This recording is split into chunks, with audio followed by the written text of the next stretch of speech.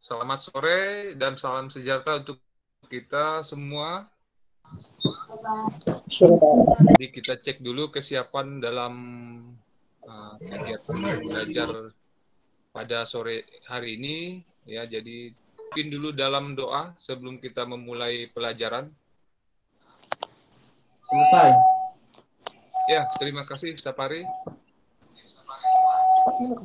Sama-sama, Pak. Sebelum kita masuk ke materi, kita menyanyikan lagu Indonesia Raya dulu.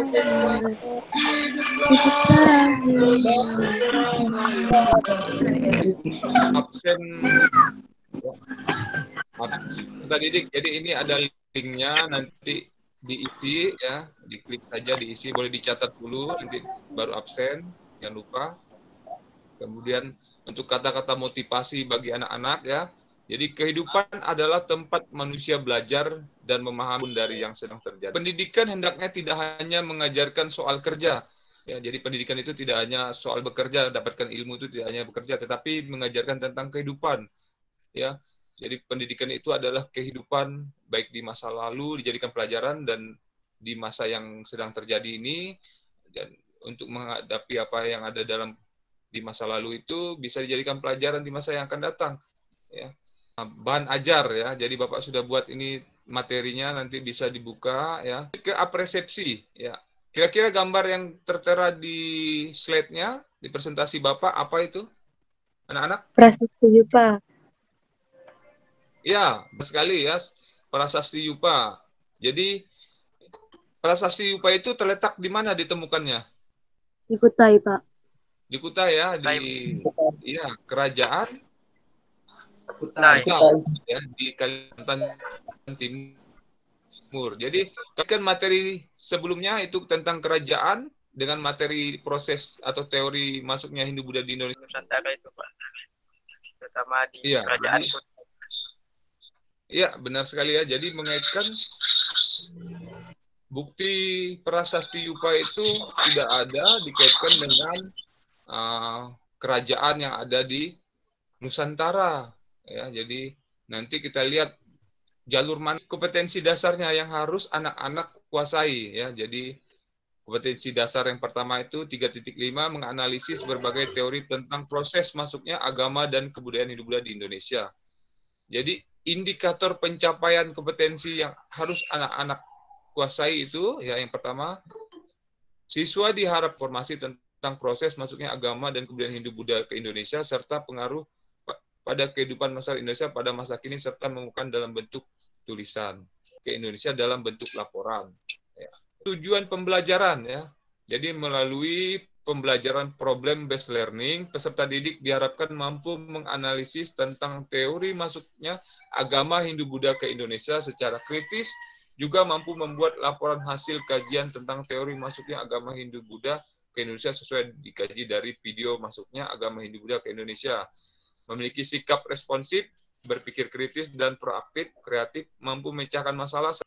Peta konsep, ya.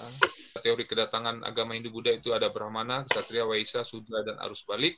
Kemudian sumber kedatangan agama Hindu-Buddha itu dari dalam negeri dan dari luar negeri.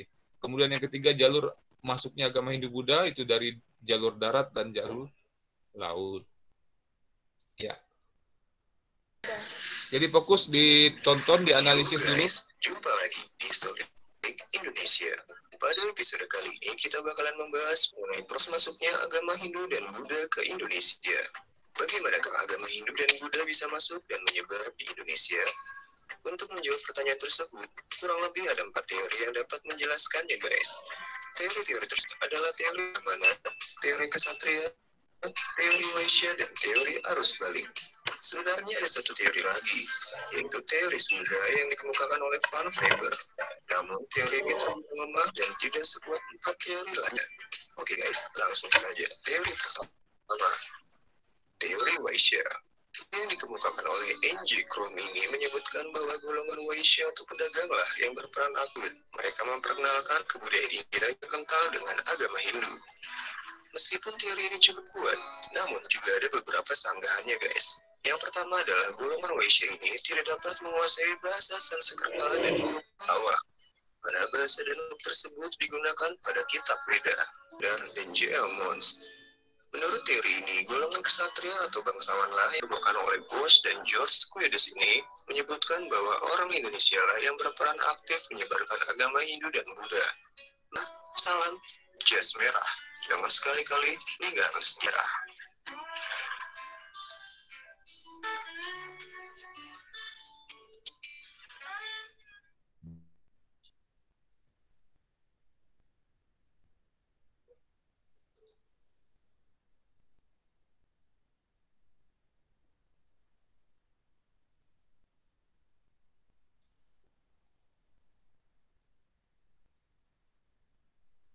Baik, sudah ditonton videonya, nanti anak-anak analisis karena ada tugas nanti ya, ada lembar kerja peserta didik ya. Nanti akan Bapak tugasnya membuat peta konsep teori masuk dan berkembangnya agama Hindu Buddha ke Indonesia. Ya, tujuannya diharapkan siswa mampu membuat peta konsep serta mampu menganalisis teori masuknya dan berkembangnya agama Hindu Buddha ke Indonesia. Jadi nanti kegiatannya Bapak membagikan menjadi 3 kelompok ya. Jadi Bapak akan anak-anak berdiskusi ya. Berdiskusi, Bapak berikan waktu 10 menit ya. Baik Pak, kelompok kami sudah selesai berdiskusi. Ya.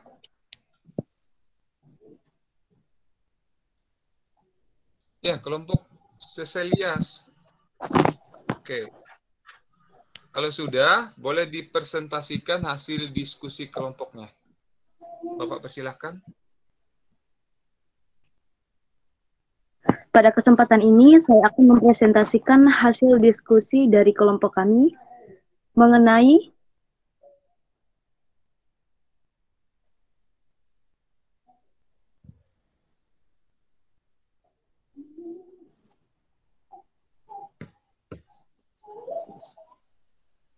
teori kedatangan Hindu-Buddha di Indonesia.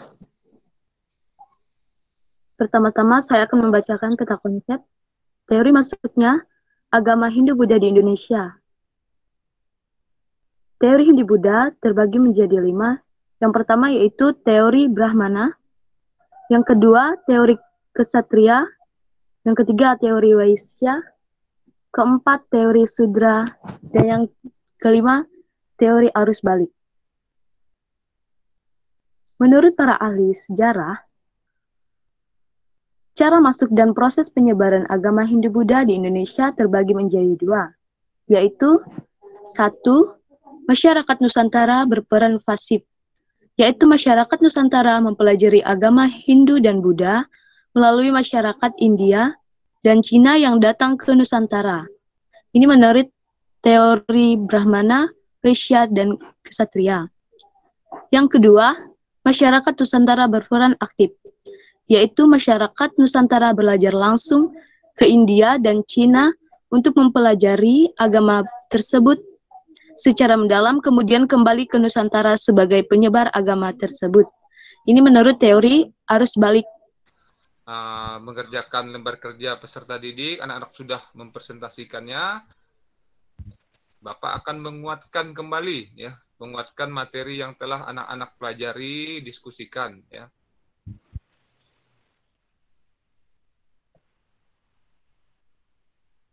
Ya, jadi kita tadi sudah menyetujui bahwa ada 5 teori ya, kedatangan agama Hindu Buddha ke Nusantara atau ke Indonesia. Namanya teori arus balik ya. Jadi counter currents ya, pencetusnya FDK Bos ya. Tadi sumber dari dalam negeri. Ya, apa saja itu? Ya, sumber sejarah yang berasal dari berbagai daerah wilayah kepulauan Indonesia. Yang pertama itu Prasasti Yupa tadi ya, bahwa ada jalur masuknya agama Hindu-Buddha ada 2 ya. Yang pertama jalur darat ya, atau jalur sutra ya, Silk Road. Sudah jelas semua anak-anak? Sudah jelas, Pak. Sudah jelas ya. Rangkum bersama dulu ya, apa yang anak-anak pelajari hari ini. Hipotesis atau bukti yang ada. yaitu menurut teori arus balik kaum terpelajar yang menyebarkan agama Hindu dan Buddha di Indonesia. Bukti penyebarannya ada bukti dari dalam negeri dan luar negeri. Jalur penyebaran melalui jalur darat dan jalur laut. Demikian. Terima kasih, Sesel. Sama-sama, Ya, Pak. jadi sebelum Bapak menutup kegiatan belajar hari ini, di sini sudah ada link tes pengetahuannya ya. Jadi nanti ada refleksi kesimpulan. Ya, refleksi kesimpulan itu apa yang telah kita pelajari kali ini? Ya, Apa Pak. yang telah kita pelajari kali ini? Ya, Teori tentang masuknya teori tentang masuknya persebaran agama Hindu dan Buddha di Indonesia, Pak. Ya, bagus. Tangan ya. Aplaus. Dapat bonus ya, berani berpendapat. Pertanyaan kedua, apa manfaat yang dapat didapatkan dari pelajaran kali ini? Ada manfaat enggak pelajaran kali ini? Ada. Ya, Pak. Ada, Pak. Apa manfaatnya, Aulia Marsa? Dapat mengetahui Iya, dapat mengetahui di mana